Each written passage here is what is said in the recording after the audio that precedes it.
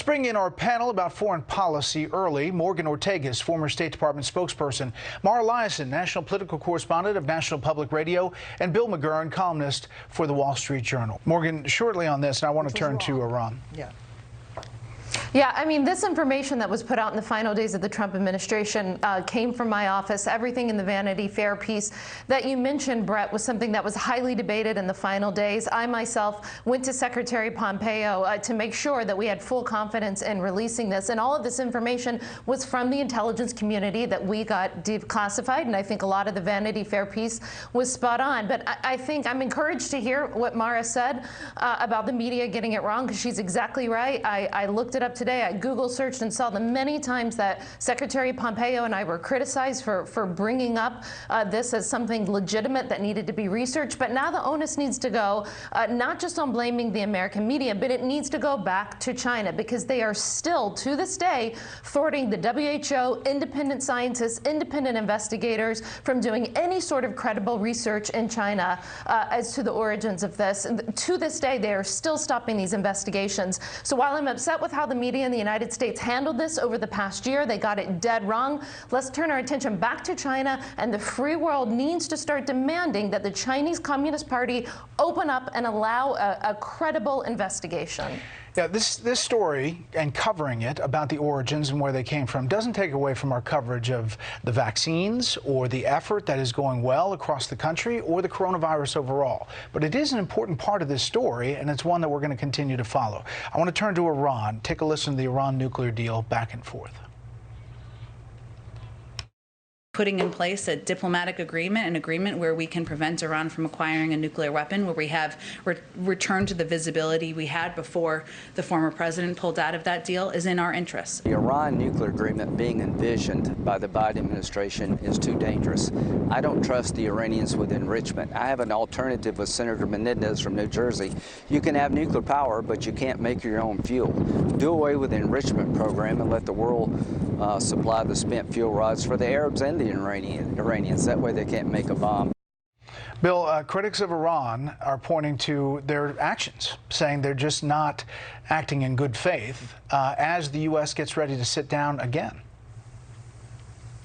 Yeah, of course we're not acting in good faith. It's staggering to me to watch this. We haven't learned anything. And this is going on while the Israelis are suffering from rocket attacks on their cities. Whose rockets are those being fired in there? Iran is a bad actor in the region. I don't think they're going to be restrained by any agreement. We should have learned that. And yet they seem to get away with it. People seem to be so eager to get a deal at any price.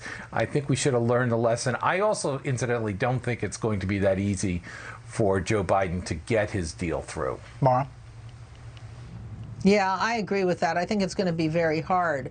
I mean, but the Iran nuclear deal never was meant to deal with Iranian rockets. It was meant to deal with Iran's nuclear program and to try to set it back by a certain number of years. Maybe that's part of the problem. If you want a deal that's also going to deal with all of Iran's bad actions in the region, I don't think you're going to get one. Morgan, last word.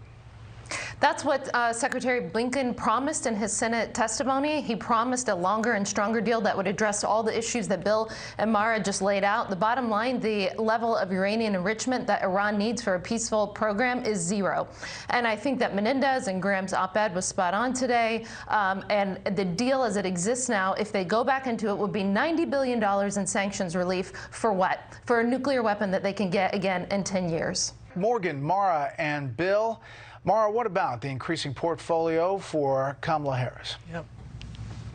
Yeah, this is a really interesting story. She has a big portfolio. I don't think it's necessarily any bigger than other vice presidents who also were considered perhaps the front runner for the next presidential nominating battle. The difference is that she's the first woman, the first African American, and the first Asian American to be the vice president. So she's has a lot of, the spotlight is really on her also because Biden is as old as he is, might not run again. If he does run and win, he might not serve out a full second term. So lots and lots of interest in Kamala Harris and her political future. You know, Morgan, the vice president has traveled quite a bit inside the U.S. She's been to at least 15 states by our count. You see some of them there. She has not been to Texas, New Mexico, or Arizona, obviously the focus of some of the biggest border issues. Yeah, and she's headed to Mexico next week for the first time. It's hard to be in charge of the southern border, as the president put her, if you don't actually visit. So I think we have to really look and see what are the metrics that we're judging her by. Is she going to be able to go to Mexico and to stop the flow of illegal immigrants? We already know what the root cause of the migration is from the Northern Triangle countries. We know that from Vice President Biden back in the Obama administration, and more, papers, white papers on the subject than could be counted. What we need is someone who can take action, and so I'll be looking for metrics. Finally, I would say from a political perspective, she was a catastrophic failure in the Democratic primaries just over 4 years ago, or excuse me, a few years last year. And so what we'll be looking for to see is, can all of these visits around the country improve her poll numbers? Because so far, as it relates to doing well in primaries in the Democratic Party, not so good. Meantime, the negotiations, Morgan, continue over infrastructure. President Biden meeting with Republican Shelley Moore Capito of West Virginia at the center of all of this, I guess, and suggesting, according to the Washington Post and others, that he's going to maybe make a pitch that's a little bit less on infrastructure, $1 trillion, maybe come off of the taxes that they've pitched originally.